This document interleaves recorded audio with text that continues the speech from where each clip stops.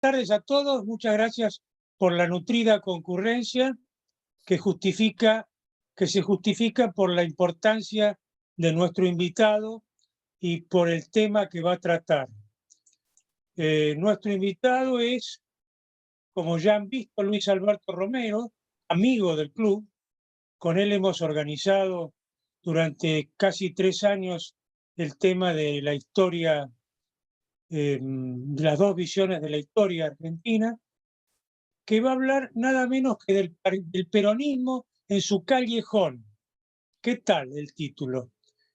Y antes de darle el uso de la palabra, señalo muy brevemente, como él lo ha hecho al mandarme su currículum, que es historiador, profesor de la Universidad de Itela, miembro de las Academias Nacionales de Historia y de Ciencias Morales y Políticas, ha sido profesor de la Universidad de Buenos Aires e investigador del CONICET. Y dice que es autor nada más que de una breve historia contemporánea de la Argentina. Los que seguimos los diarios en Buenos Aires sabemos que además es un prolífico periodista, historiador periodista. Bueno, dicho esto, a Luis Alberto quedás en el uso de la palabra. Bueno, muchas gracias, Guillermo, y muchas gracias al Club del Progreso. La verdad es que este año los extrañé, así que estoy muy contento de que antes de que termine el año volver a reunirme con ustedes. Y voy a hablar de... perdón, te voy a ajustar la visión. Tratar de no verlo solo a Guillermo. Bien, voy a hablar del peronismo, no voy a hablar del país, que es, en fin, un contexto bastante más amplio. Y el peronismo hoy la verdad es que ofrece un espectáculo sorprendente por el desgobierno, cosa muy rara en un partido cuya casi característica central es ser un partido de líder, un partido de conducción fuerte, ¿no? Hoy leí en un artículo de Carlos Pañi esta cosa un poco absurda de que Alberto se queja o hace saber que Cristina no lo deja gobernar, ¿no? Que es un títere de Cristina, ¿no? Cristina lo desmiente, dice que ella no tiene ninguna participación en el gobierno y quien toma las decisiones es el presidente, ¿no? Es casi la inversa de lo que cualquiera de nosotros suponía hace un año, ¿no? La cosa es que en este momento aparentemente nadie quiere hacerse cargo de una situación muy crítica. La pregunta que yo me hago, y a eso viene el título, es si este es un problema del kirchnerismo o en general del peronismo, a la cual sigue la segunda pregunta es, ¿son dos cosas diferentes o son dos variantes de la misma? ¿No? Y bueno, la respuesta de los historiadores en estos casos siempre es un poco y un poco, ¿no? Nunca totalmente una cosa ni totalmente otra. Y quiero tomar como punto de partida una frase que una vez leí en los planes de estudio de la provincia de Buenos Aires durante los 12 años kirchneristas, supongo que todavía estará, que al llegar a este punto en el programa de Historia Argentina decía, el kirchnerismo fase superior del peronismo. Obviamente es una adaptación de la famosa frase de Lenin sobre el imperialismo, fase superior del capitalismo, ¿no? Pero pensando en esta frase me pregunto, ¿no podrían haber dicho la misma frase, si es que se les hubiera ocurrido hacer una analogía semejante, Carlos Menem o Firmenich o incluso Bandor? Cada uno de ellos entendió representar una continuidad dentro del peronismo con algo de original, empezando con Bandor, que pensó que podía haber un peronismo sin Perón. Y eso me vuelve a una idea que la que estoy dando vuelta varias veces acerca del problema de si el peronismo, que ya tiene 75 años, casi exactamente mi edad, ¿no? Nací con el peronismo, ¿no? Es una sola cosa que ha sobrevivido 75 años, o los cambios que ha tenido a lo largo de este periodo nos llevan a pensar que son cosas diferentes, articuladas muy débilmente por algo que cada vez está más lejano, porque ustedes vieron que el 17 de octubre últimamente emociona a muy poca gente, ¿no? Y cuando los emociona es por razones tan diferentes que pueden convivir en un acto. Y eso me hace pensar en esta imagen, la imagen de una marca comercial que a lo largo de una marca de esas fuertes que duran muchos años, que a lo largo de su historia ha ido estando a cargo de distintos licenciatarios, cada uno de los cuales recibió la franquicia, la administró durante un tiempo y luego abandonó la actividad y esa franquicia pasó a estar en manos de otro. No sé bien en qué marca pensar porque todas las que se me ocurren son internacionales, ¿no? Y la única criolla, digamos, que recuerdo de este tipo es la marca Grimoldi, ¿no? La famosa fábrica de zapatos, ¿no? Mi padre recibió el apoyo para su revista Imago Mundi en 1953 de don Alberto Grimoldi, no sé si era el fundador o uno de los más antiguos conductores, y luego desde entonces pasó por distintas manos. Hubo periodos en que no hubo ningún Grimoldi, creo que ahora hay otra vez un Grimoldi, pero la marca es fuerte. Y en este caso, la marca peronismo indudablemente es una marca muy fuerte, una marca ganadora. ¿Qué es lo que tiene de común esa marca? ¿No? Bueno, no, las cosas obvias son lo que quizás en otro momento puedo desarrollar un poco más por qué son importantes a pesar de ser obvias, pero obviamente el peronismo tiene una sensibilidad para lo popular que no tiene ningún otro movimiento político contemporáneo en estos 75 años, y segundo rasgo, de quizás se podría mencionar algunos otros, siempre fue un movimiento de líder, un movimiento de conducción muy fuerte, conducción de un líder que lleva al conjunto al triunfo y se asegura de mantener la unidad de la tropa, del rebaño, de la Grey, ¿no? Yo recuerdo ahora que en una de las últimas reuniones que hicimos en el Club del Progreso en 2019 fue sobre el menemismo.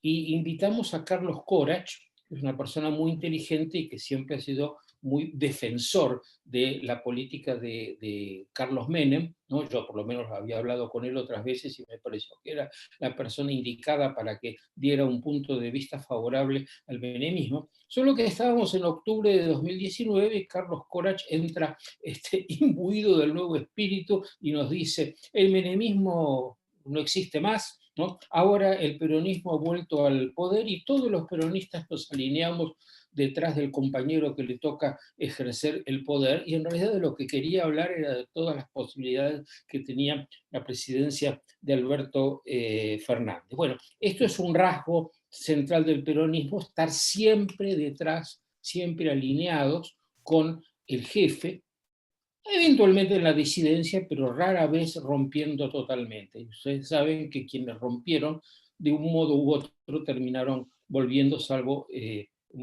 honrosas excepciones. Una de ellas la estoy viendo aquí, así que me recuerda que tengo que hacer esta excepción, ¿no? Esto quiere decir que a lo largo de 75 años en los cuales el país cambió mucho, cambió completamente. El perfil de la Argentina actual no tiene nada que ver con el de 1945. Si el peronismo ha ganado casi todas las elecciones en las que se presentó, salvo en periodos de dictadura militar, ha sido el partido más fuerte, es porque ha sabido cambiar, ha sabido adecuarse a las cambiantes circunstancias, y aquí viene la razón de las franquicias. En cada circunstancia hay un tipo de conducción, un tipo de liderazgo, un tipo de orientación que es la adecuada para el momento, ¿no? Y el movimiento peronista, con una enorme flexibilidad, que es una de las cosas que los caracteriza, es decir, no estar atado a una receta fija, encontró en esos momentos la conducción adecuada, ¿no? Yo diría que, para tomar los ejemplos que di, la conducción del bandorismo, que fue muy importante en los años posteriores a 1955, se adecuaba muy bien a un país donde la democracia no funcionaba y el poder pasaba por la negociación entre las grandes corporaciones, y ahí estaba sentado Bandor en todas las negociaciones, ¿no? Mientras que Firmenich corresponde a una época en la que el país, o buena parte del país, quedó arrastrado por una especie de fantasía revolucionaria, y Firmenich ofreció una alternativa peronista a esa fantasía que fue muy eficiente. La dupla Montoneros-JP fue muy eficiente, ¿no? Y Menem, bueno, me parece que nos vamos acercando a nuestro caso, y es el caso más notable, en mi opinión, terminó de acomodar al peronismo a la vida de la democracia, que lo había tomado un poco mal parado en 1983, pero sobre todo le agregó hacerse cargo de algo que evidentemente era imprescindible hacer en ese momento, que era el ajuste y la reforma del Estado, de modo tal que fuera digerible para su base peronista. Esto es una cosa de una artesanía admirable. Bueno, ahí entra justamente Corach como uno de los que hizo eso, pero indudablemente el olfato de Menem estuvo muy presente, y su conducción fue una conducción efectiva mientras duró. Ya al final de su gobierno estaba agotada. Entre Menem y Kirchner está la crisis de 2001, que cambió completamente el país político, disolvió muchas organizaciones políticas, sacudió también al peronismo, que fue a 2003 con varias candidaturas, y de ahí salió un presidente más bien débil, ¿no? Y un outsider, ¿no? Algunos erróneamente creyeron que era un pobre desorientado en Buenos Aires, ¿no? Y singular de esta franquicia que inició Néstor Kirchner y luego continuó Cristina, y que duró 12 años, es muchísimo, 12 años, mucho más que Perón, más que Menem, sin contar con que ha vuelto, ¿no? Creo que lo que hizo la diferencia de Néstor Kirchner fue haber descubierto y sabido cómo captar sectores que no pertenecían al peronismo, por lo menos no tenían un lugar importante, y darle a su endeble presidencia una base de sustentación muchísimo más amplia, que le permitió negociar eficazmente con todo el peronismo que lo miraba con recelo, ¿no? ¿En qué consistió esa captación de estos sectores? En primer lugar, en satisfacer sus demandas específicas hasta cierto punto, pero lo suficiente como para que se sintieran identificados con el gobierno, y integrarlos a un movimiento que cada vez era más poderoso y que en consecuencia atraía cada vez más. Las enumero, podría decir algo sobre cada una de ellas, pero prefiero eventualmente dejarlo para la conversación posterior, porque con la sola enumeración está claro la amplitud de esta maniobra, ¿no? En primer lugar, a todo el sector que llamaríamos setentista del peronismo, a esta altura todos entendemos a qué se refiere con la palabra setentista, ¿no? Siempre hay que recordar que con casi ninguno de ellos Kirchner había tenido algo que ver previamente, de modo que esto refuerza la idea de la habilidad con que lo hizo esto, ¿no? En segundo lugar, yo diría casi desde el comienzo, una buena parte de las organizaciones sociales, de los piqueteros, ¿no? No todos, pero por lo menos la parte que podía ser captada, sí lo hizo, y de alguna manera logró que fueran un elemento estabilizador en un mundo muy complicado como es el mundo de la pobreza. En tercer lugar, la obra maestra, que es la captación del movimiento de los derechos humanos, ¿no? Apropiándose de las consignas, dándole un lugar y consiguiendo que Eve de Bonafini y la señora de Carlotto estuvieran en los actos públicos acompañándolos a él y a Cristina. En cuarto lugar, yo diría, un poco más tarde, ya en tiempos de Cristina, un montón de grupos minoritarios activistas de eso que se llaman los nuevos derechos humanos, desde la defensa de los pueblos aborígenes hasta los derechos de los homosexuales, grupos muy intensos, no numéricamente poderosos, pero de esos que marcan permanentemente la agenda, ¿no? No diría yo que el kirchnerismo se haya alineado incondicionalmente con ellos, pero sí le suministró un paraguas político muy importante para que pudieran desenvolverse con comodidad, ¿no? Y llegado a este punto, un movimiento que tiene el atractivo de ser peronista, que incorpora el tema de los derechos humanos, que es muy sensible. En otra ocasión podríamos hablar sobre la desnaturalización de este movimiento, pero la cosa es que lo incorpora, ¿no? Que además es sensible a todas estas nuevas demandas de los nuevos derechos sociales. Bueno, todo esto permitió algo no tan categórico, pero que fue una especie de goteo cada vez más intenso en todo el sector de las izquierdas progresistas, que gradualmente uno tras otro, y digo uno tras otro porque esa ya es más, la parte que yo vi más de cerca, porque era toda gente que yo conocía, amigos míos, fueron pasándose al kirchnerismo. Razones variadas, pero esto ha ocurrido. Y dentro de ese grupo, un paquete muy importante desde el punto de vista organizacional y desde el punto de vista de la eficacia discursiva, que es la gente perteneciente al Partido Comunista, que en ese momento se estaba disolviendo, y yo diría que en su gran mayoría han ingresado al kirchnerismo, ¿no? La última gran operación, que habría sido ya la coronación de esta maniobra, fue el radicalismo a través de la incorporación de Cobos como vicepresidente. Esto no funcionó. Bueno, no creo que hubiera podido funcionar, pero por lo menos lo intentaron. Y todo esto logrando de alguna manera retener, controlar y dar el espacio suficiente al peronismo tradicional, que naturalmente no se sentía muy cómodo con todos estos nuevos componentes, ¿no? A esto yo lo llamaría una maniobra de construcción política notable. No tomen mis adjetivos acerca de la eficacia como adjetivos de complacencia, ¿no? En realidad todo lo contrario, ¿no? Pero como historiador no puedo negar que esto es una cosa no fácil de hacer y que Néstor Kirchner lo hizo, mucho más Néstor que Cristina, claro, ¿no?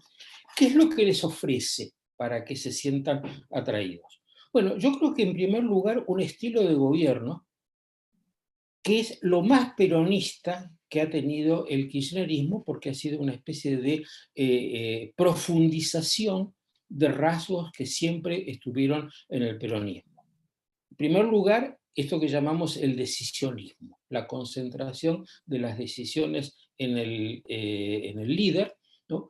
Y en una Argentina que ya era democrática y que tenía sus instituciones democráticas republicanas, esto estuvo acompañado de una erosión fuerte y bastante profunda de la institucionalidad republicana, que naturalmente funciona como un control de la autoridad presidencial, y que yo diría que todas las batallas que dio Néstor Kirchner y luego Cristina, casi todas las ganaron, ¿no? Casi todas las ganaron y lograron evitar que desde el aparato institucional del Estado hubiera limitaciones. Tomemos por caso, por ejemplo, la Sindicatura General del Estado, creo que se llama, la Sindicatura General de del la Estado Nación. Nacional, ¿no? Bueno, ¿qué se hace con ella? Se coloca a una persona absolutamente del riñón del gobierno, y la sindicatura mira lo que quiere mirar,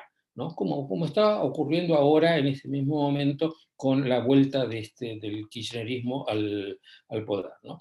Yo diría esta forma parte de la marca peronista, nadie se asombra porque así nació el peronismo, ¿no? Y lo que le ofrece de nuevo y explica esta capacidad para agregar tantos componentes dispersos, es el famoso relato. En mi opinión, esto es una de las grandes construcciones del kirchnerismo y absolutamente imprescindible para entender su dinámica y su éxito, ¿no?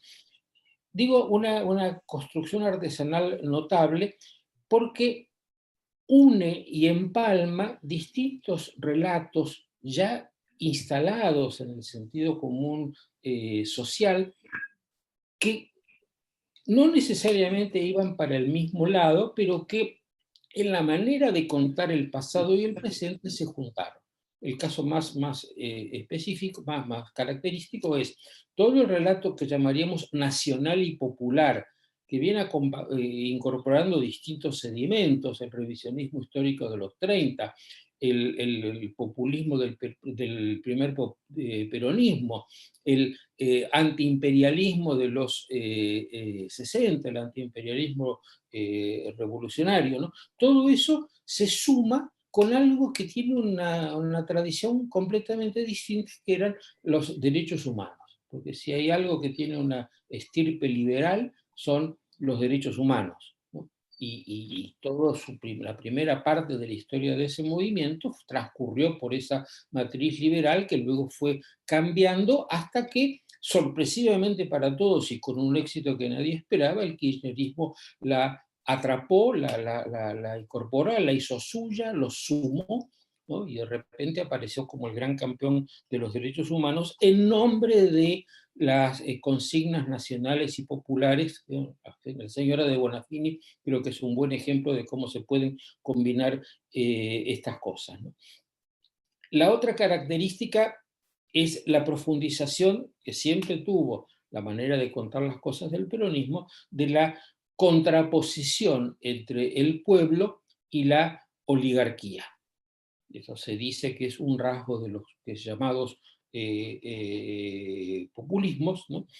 Que en la Argentina tiene toda una tradición. La palabra oligarquía se viene usando desde la década de 1920, siempre con esa capacidad que tiene la palabra de adaptarse a los contextos más diversos, pero la oligarquía siempre es el otro, el que no está de acuerdo, el que está en la vereda de enfrente. En la versión kirchnerista son la oligarquía y los grandes poderes, ¿no? Y este relato se presenta, se procesa, extremando las oposiciones, eso que hoy se llama el carácter agonal del relato, que es algo así como una incorporación de las ideas de Carl Schmitt de amigo-enemigo, y con algo que proviene del setentismo, que es el darle el tono de una gesta heroica, ¿no? La lucha por la conquista de una sociedad nueva hecha en nombre del pueblo y contra la oligarquía y los viejos poderes, ¿no? La verdad es que contado así no tiene mucha gracia, porque lo central del relato no es esta narración racional, sino la apelación con las palabras precisas al sentido común, a los sentimientos, a las emociones, la forma de ser dicho, ¿no? Y acá tiene mucho que ver la participación de militancias que han tenido experiencias en combates discursivos en otros contextos. Bueno, esto es todo un tema. Simplemente quería decir que en esta construcción kirchnerista el relato es decisivo. Me parece que sin él no hubiera habido, sobre todo, no habría habido, y esto es un componente que quiero agregar a este mosaico kirchnerista, no habría habido la masiva incorporación de un sector de la juventud que creo que es como grupo social la base más consistente que tiene hoy el kirchnerismo, que es la juventud de clase media educada. Estoy apenas empezando a pensar en los sentidos de esto que generacionalmente no termino de entender, pero creo que una de las cosas que caracteriza a este sector de la juventud, de gente que no es tan joven, por cierto, ¿no? Que ya está en sus 40, ¿no? Es que no han, en su pasado, en su experiencia pasada, no está ni la dictadura ni la recuperación democrática, que lo que conocen de eso no tiene que ver con su experiencia, sino con los relatos a partir de las cuales lo reciben, y son relatos que se han construido en los años 90 con la matriz del setentismo. De modo que esta es una base preparada para que les suene adecuadamente bien este nuevo relato kirchnerista que toca esos tópicos, que de alguna manera satisfacen algo que es muy común en las nuevas generaciones, por lo menos desde el siglo XIX, que es cuando se las viene estudiando, que es combinar la idea romántica de construir un mundo nuevo y mejor con una idea un poco más pragmática, que es que en ese mundo nuevo y mejor vamos a sacarnos de encima a los viejos y vamos a hacernos un lugar nosotros, ¿no? La típica renovación generacional unida con una idea de cambiar el mundo, ¿no? Y digo clase media porque nosotros sabemos que en la Argentina, de los padres de estos jóvenes y de los abuelos de estos jóvenes que les pueden transmitir su experiencia generacional, la Argentina era un país de amplia oferta de oportunidades para las nuevas generaciones y particularmente para las nuevas generaciones educadas, ¿no? Nosotros en la Argentina tuvimos, por ejemplo, un boom de la matrícula universitaria a fines de los años 50, ¿no? Y desde entonces, bueno, la aspiración de toda la gente universitaria es encontrar un desarrollo profesional adecuado. También sabemos que esto desde hace 40 o 50 años o un poco más es cada vez más problemático en la Argentina, que las oportunidades se achican, que no solamente es difícil que los hijos estén mejor que los padres, como era clásico en aquella Argentina, sino que también es difícil que los hijos estén igual que los padres. Para los padres transmitir su posición a los hijos es complicado, ¿no? Y los caminos están cada vez más estrechos. Un camino que muchos recurren es irse, los que pueden, ¿no? El exit, ¿no? Como el Brexit, ¿no? Y el otro camino que existe y que ofrece muchas oportunidades y que los gobiernos peronistas suelen ensanchar, es el Estado. El Estado tiene una demanda de cuadros técnicos grandes en la universidad, que crece mucho, en el CONICET, que ha crecido asombrosamente, en un montón de organismos del Estado que necesitan cuadros técnicos, de modo que para un joven de clase media educado que no puede irse del país, casi la única alternativa es encontrar un lugar en la plantilla del Estado, que es un lugar maravilloso, ¿no? Yo llegué a él a los 40 años y todavía recuerdo esto como un momento, bueno, ya se acabaron las zozobras en mi vida, entrar al Estado. ¿Cómo se entra al Estado?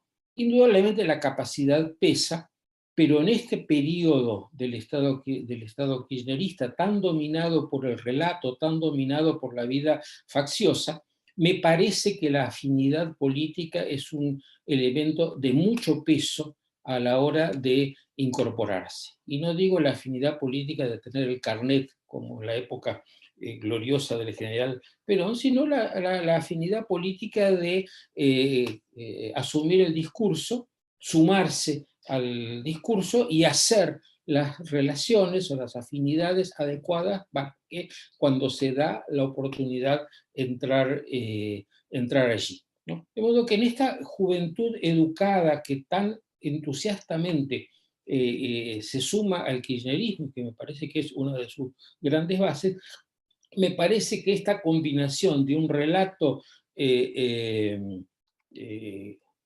movilizador, ¿no? Y la posibilidad de ingresar a puestos del Estado junto con la incorporación al movimiento funciona muy bien, ¿no? Yo diría que la quinta esencia de esto es la cámpora, ¿no? La cámpora es también la quinta esencia de los políticos profesionales que nacieron a la vida política con la democracia. ¿no? Una camada de nuevos políticos excelentes, profesionales, que se los encuentra en todos los partidos políticos. Los de la cámpora tienen, la gente que opta por ingresar a la cámpora es gente muy capaz, o mejor dicho, que la cámpora seleccionará a los más capaces, ¿no? Para llegar a distintos escalones del poder y, en lo posible, sin ninguna preocupación por qué cosa proyectan hacer con el poder.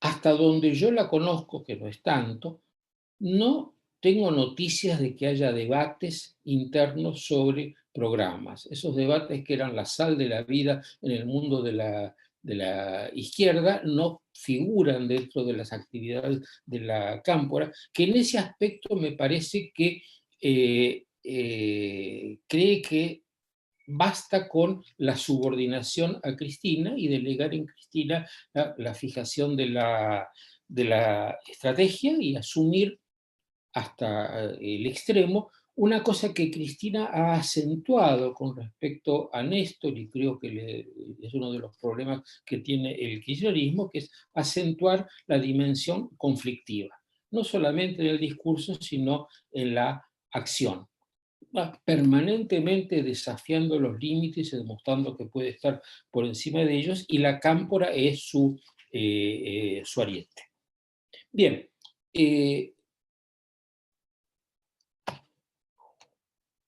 en 2015 el kirchnerismo perdió las elecciones y soportó de una manera, otra vez voy a decir, admirable, los 4 años del desierto, los 4 años de la travesía del desierto fuera del poder. Yo diría en parte porque conservaron bastantes espacios de poder, y en parte por la capacidad del relato, no solamente para mantener unido en la derrota a lo que había sido el kirchnerismo, sino sobre todo, y esto me gustaría poder pensarlo un poco más, pero es la idea que tengo, por el triunfo total que en ese plano obtuvieron sobre el gobierno. En el plano de los relatos, en el plano de la explicación cotidiana de las cosas que pasaban, el kirchnerismo logró explicar cada pequeño problema, cada pequeño o mediano problema que ofrecía, que planteaba un gobierno no muy hábil políticamente, por otra parte, dentro de este marco encabezado por la fórmula Macri-Basura: vos sos la dictadura, o sos la dictadura y el neoliberalismo. Esto que sería como el meollo del relato trasladado al presente, permitió, por ejemplo, organizar una inmensa movilización para frenar una modesta modificación de las leyes de jubilación, que tampoco está muy claro si eran beneficiosas o perjudiciales para los jubilados, pero que se convirtieron en una especie de jornada parisina de 1848 en Buenos Aires, ¿no? De modo que ese triunfo discursivo me parece que les ayudó a soportar los 4 años y a volver al poder en 2019, cosa no fácil en la historia argentina, volver al poder desde la oposición, ¿no?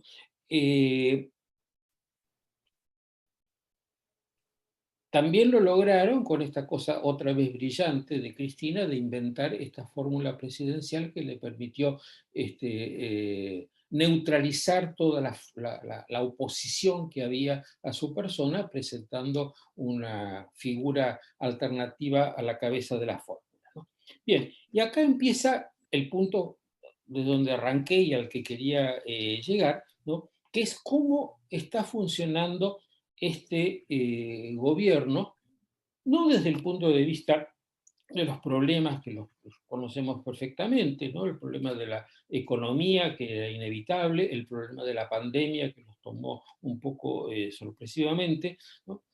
Sino frente a esos problemas que podríamos llamar objetivos que estaban ahí, ¿cómo funcionó esta coalición que en 2019 estaba un poco pegada con saliva, ¿no?, para enfrentar los problemas?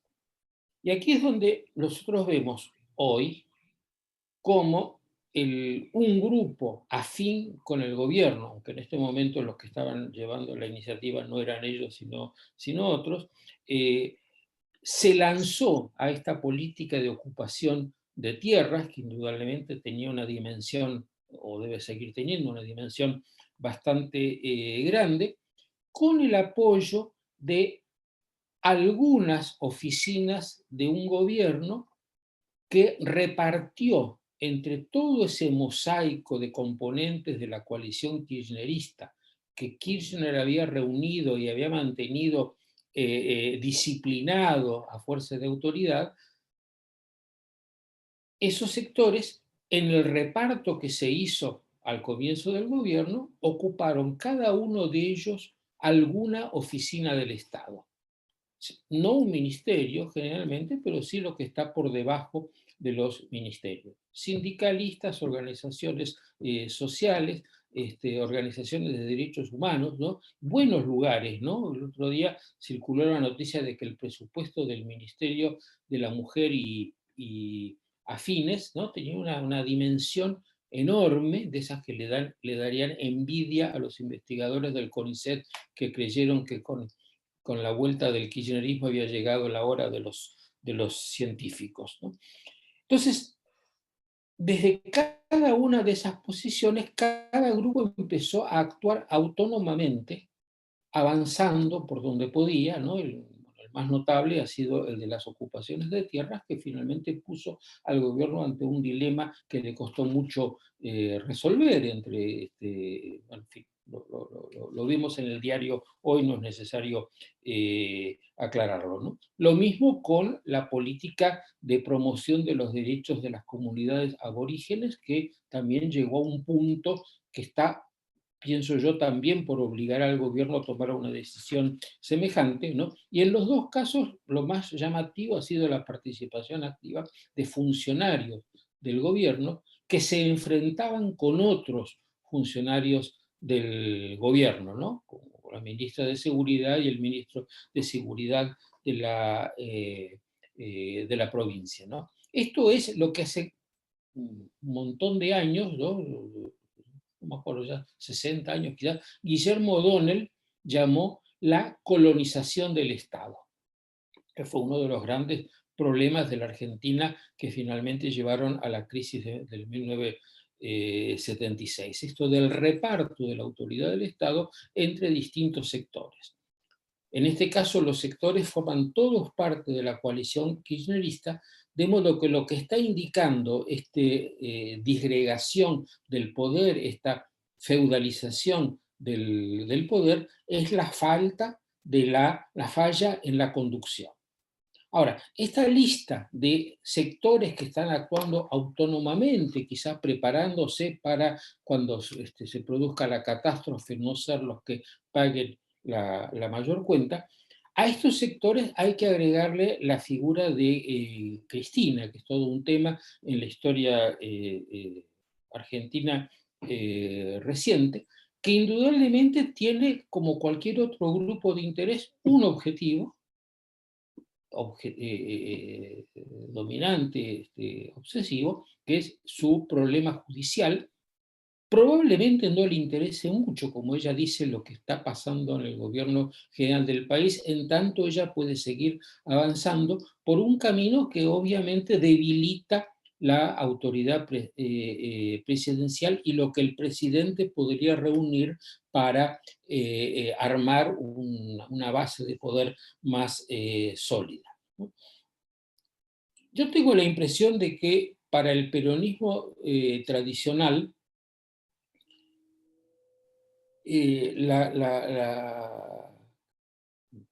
bueno, esto es solo una impresión porque lo conozco muy de afuera, ¿no?, los motivos de disconformidad son cada vez más concluyentes, ¿no? Los sindicalistas se sienten postergados frente al avance de las organizaciones sociales que compiten directamente con ellos, ¿no? Los políticos, bueno, ya sabemos lo que les recomendó Cristina a los políticos del PJ, ¿no? Pero claramente el espacio que Néstor les había reservado a cada uno de ellos en su provincia ahora está siendo amenazado por el avance de la cámpora en esos niveles, ¿no? Yo diría que el peronismo tiene una tradición varonil, no solo varonial, sino varonil muy fuerte, de modo que al peronismo tradicional estos avances del Ministerio de la Mujer y afines, mucha gracia, no le deben hacer, ¿no? Pero sobre todo, me parece que lo que debería preocuparles, acá estoy infiriendo en la lógica, que lo que es la lógica del peronismo, es lo central para el movimiento peronista como movimiento político, que es mantener el poder. Y mantener el poder implica estar unidos. Y estar unidos implica tener una conducción fuerte. No es el conductor el que inventa el movimiento, sino que a esta altura ya es el movimiento que no puede funcionar sin un conductor, ¿no? Y este es el callejón al cual quería llegar y sobre el cual me gustaría conversar con ustedes, ¿no? La figura de Cristina es ineludible porque tiene muchos resortes del poder, pero a la vez es enormemente destructiva para el movimiento peronista en este momento. En otros momentos fue un elemento de agregación y que permitió avances en el poder importantes. En este momento no lo es. Y ahí es donde retomo esta idea de la franquicia, ¿no? Esta idea de la franquicia y del licenciatario que maneja una franquicia en tanto la maneje bien, y hay un momento en que deja de manejarla bien, en caso de una franquicia política, quizá porque perdió la sensibilidad, perdió la finura en el manejo político o lo que sea, pero indudablemente si el conductor de esta franquicia carece de esa capacidad, en algún momento va a ser reemplazado.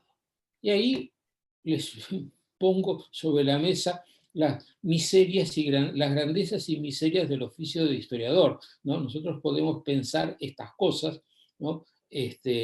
Hasta pensar en qué es lo que debería pasar, pero cuando queremos transformar estas ideas en un diagnóstico concreto para el pasado reciente, creo que hay poca gente que se equivoque más que los historiadores, ¿no? Así que no voy a ni siquiera a intentar decirles qué es lo que va a pasar en este año y el año que viene, pero creo yo que las cosas que pasen van a estar dentro de este contexto que traté de armar, que, insisto, es una explicación sobre el peronismo, que debería estar dirigida a peronistas, pero lamentablemente no tengo acceso a ellos, así que bueno, son ustedes los destinatarios y los que me pueden comentar qué les parece como planteo. Muchas gracias, Luis Alberto. Muy interesante. Hay varios aplaudidores. Voy a pedir que los que quieran hablar, por favor, primero, si pueden o tienen la paciencia, escriban la pregunta. Y si no tienen la paciencia, levanten la mano y entonces entre Florencia y yo los vamos a habilitar para que hagan la pregunta directamente. Yo tengo 2 o 3 preguntas ya escritas. Voy a empezar por la última porque la tengo a mano. Es de Eduardo Bonás y dice: ¿no considera que la característica central de la marca peronista es el fascismo o el nazifascismo vernáculo?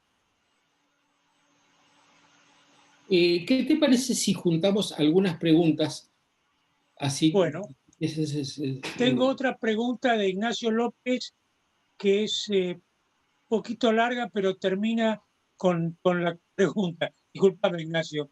¿Qué posibles tensiones pueden generarse en un futuro cercano en esas bases del poder K y, más importante, aún en el relato de la expansión del Estado y el pragmatismo natural del peronismo en el gobierno? Esta la hizo nuestro amigo y colaborador tan importante en las gestiones de los años pasados, Ignacio López. Dale otra. Escritas no tengo más, pero Bueno, seguramente... te digo estas dos, ¿no? Lo del fascismo es todo un tema, ¿no?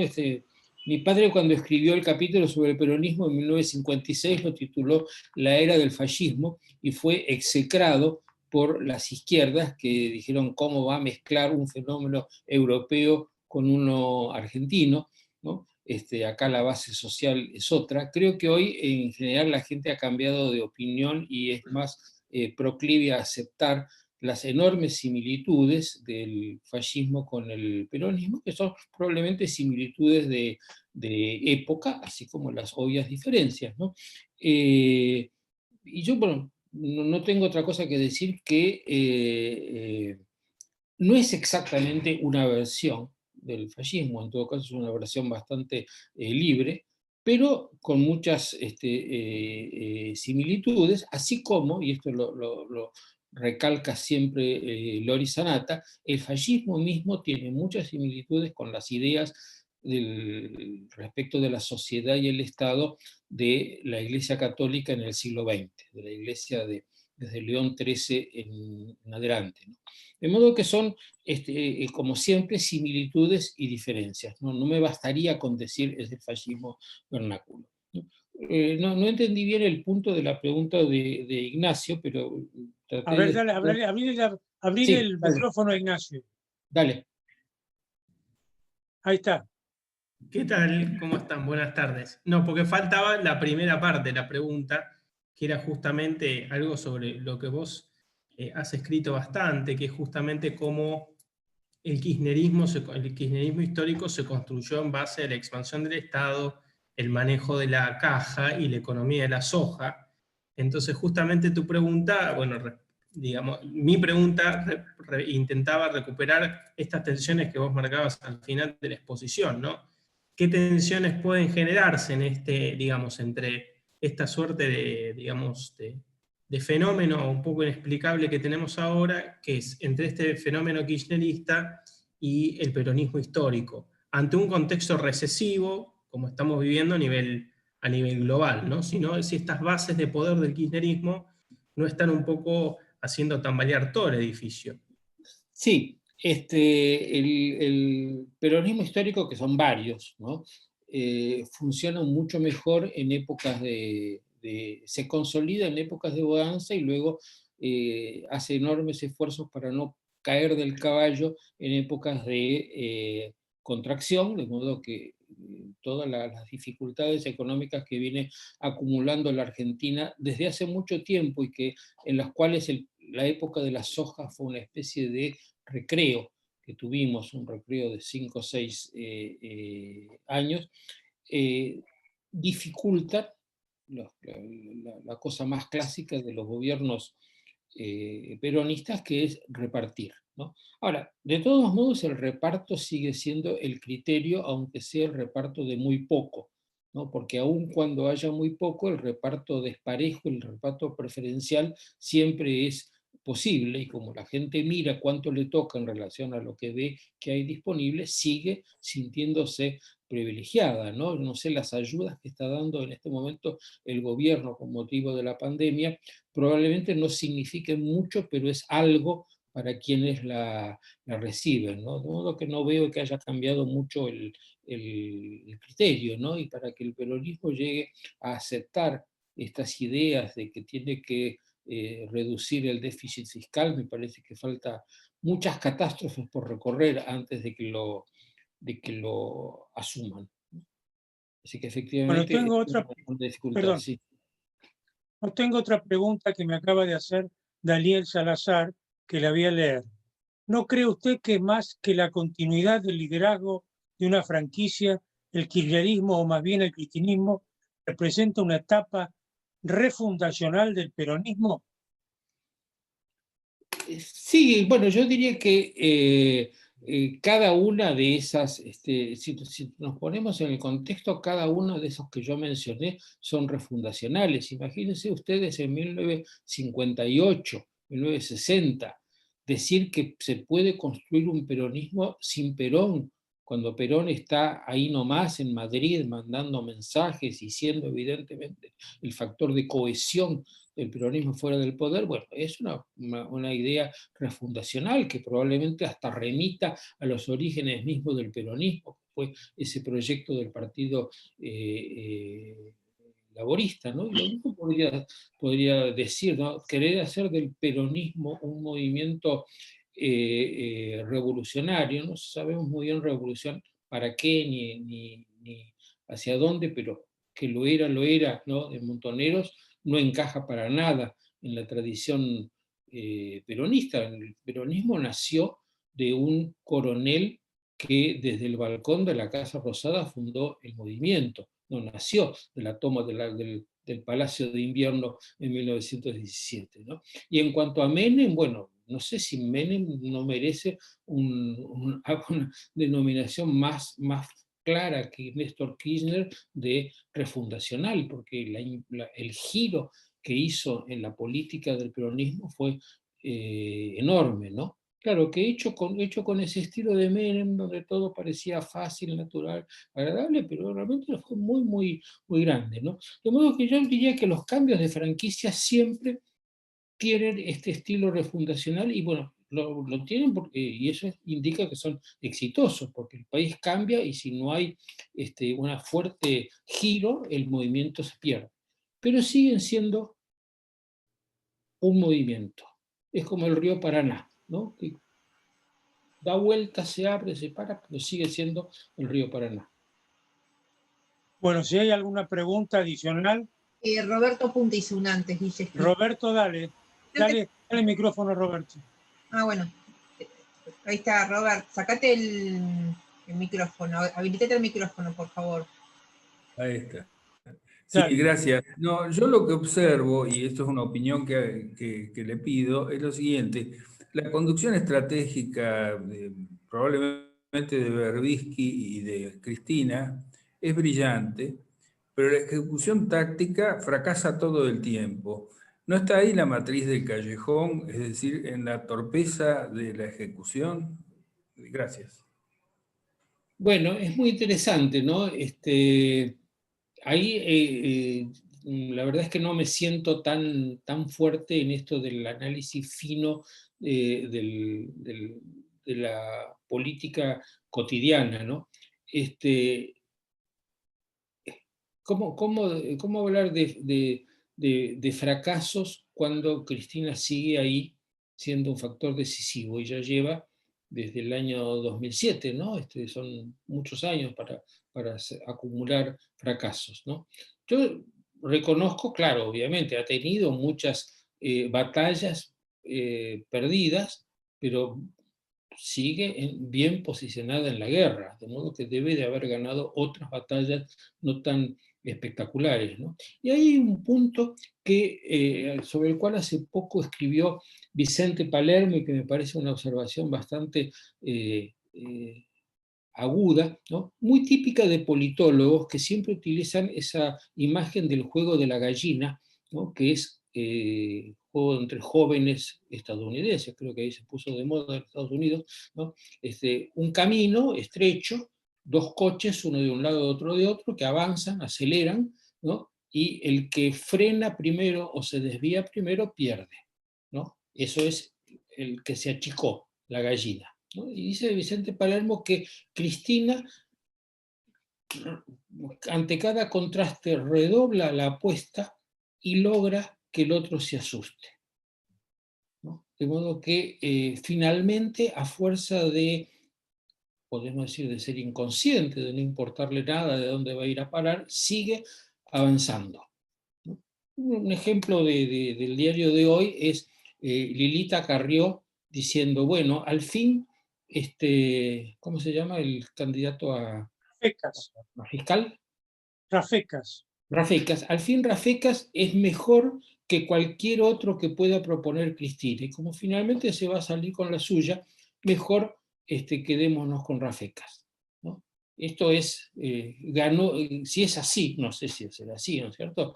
Va a haber ganado el juego de la gallina en ese punto, ¿no? Mi impresión es que si no lo gana así, lo va a ganar de algún otro modo, ¿no? De modo que no, parece que se las ingenia para transformar las derrotas en victorias, ¿no?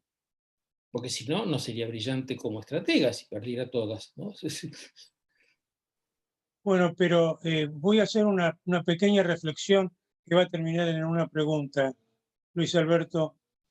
Hasta ahora, a 10 meses o 12 meses casi ya de gobierno, no han dejado macana por hacer, ni han dejado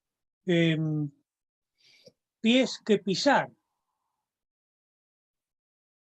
Y parece ser, por lo menos lo que dice algunos analistas y la prensa en general, y vos mismo, cuando hiciste el relato de los últimos tiempos, que están en un callejón sin salida, porque no tienen ni dinero, tienen un poder disperso y además están peleados con medio mundo exterior, no con el medio mundo interior.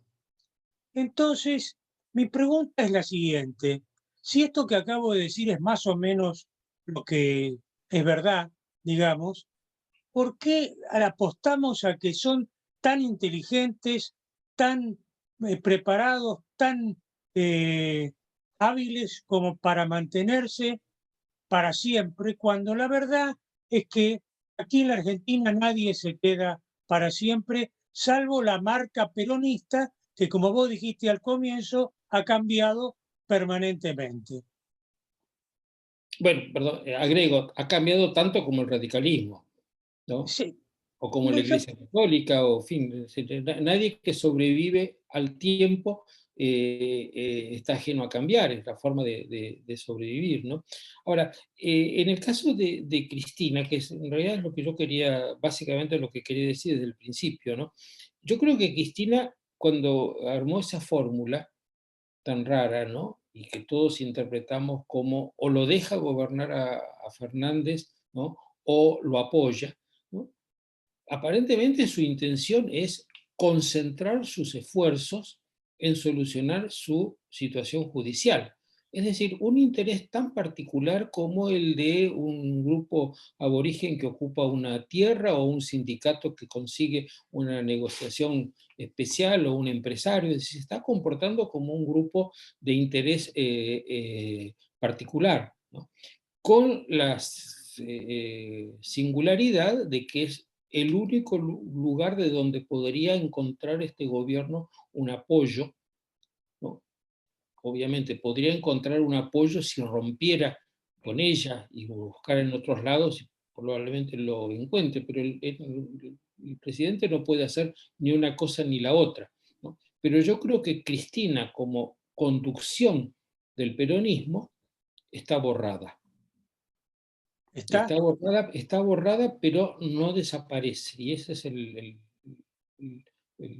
problema, el punto conflictivo, ¿no? En el largo plazo es algo que no puede existir, ¿no? Eso de estar y no estar, ¿no? De estar adentro, pero hacer lo posible para que todo salga mal. En el corto plazo, no sé.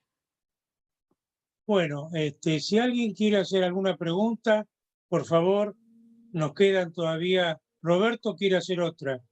Sí. Adelante, Roberto. Sí, yo digo que esto último, este aparente desinterés en todo lo demás, tiene sin embargo una segunda etapa. El proyecto inmunidad, llamémosle que es el proyecto actual, o indemnidad, va unido indefectiblemente al proyecto dinastía. Y ese es el punto que tal vez sea el punto flaco, es decir, pretender imponer una dinastía, ya sea con su hijo, ya sea con Kicillof, ya sea con otro sucesor, ¿no? No sé qué opina de eso. No sé, porque honestamente, cada vez que intenté ponerme en la cabeza de Cristina y pensé lo que debería hacer Te fue era mal. esto, ¿no? No la acerté nunca. Indudablemente tenemos maneras de razonar diferentes, ¿no? Lo del proyecto máximo, en fin, suena un poco de demasiado largo plazo para una Argentina que está cambiando todos los días. No sé si es un proyecto viable en lo inmediato, aunque por otro lado esta mujer es tan empeñosa y arrasa con todos los obstáculos que, bueno, a lo mejor se le da, no sé, ¿no? Pero Bueno, bueno, sí. perdón. No. Bueno, yo, Perdón, Roberto, Gustavo, ¿querías agregar algo? No, ¿querías que agregar? está bien, creo que es así. ¿No? Probablemente el proyecto de Dinastía sea el error que la debilita actualmente, porque su desesperación por dejar una huella le impide solucionar los problemas y la concentra tanto en la indemnidad. Ella no quiere una amnistía, por ejemplo. No. No aceptaría una amnistía. Bueno, pero la huella la tiene asegurada, ¿eh? ¿No? Va a quedar una huella en el recuerdo histórico. El recuerdo colectivo. Sí. Bueno, Yo no sé si más que Néstor, finalmente, ¿no? Claro. bueno, si no tenemos más preguntas y teniendo en cuenta la hora que nos hemos pasado de la que habitualmente utilizamos, yo en nombre de todos los presentes y del Club del Progreso le agradezco a Luis Alberto Romero la exposición tan interesante y tan intrigante y preocupante que nos ha hecho, y esperamos vernos pronto y poder darnos un abrazo. Bueno, muchas gracias y felicitaciones al club por este ciclo que es verdaderamente excepcional este año. Muchas gracias. Gracias a vos Gracias. y gracias a todos. Chao, Daniel, no te saludé hoy.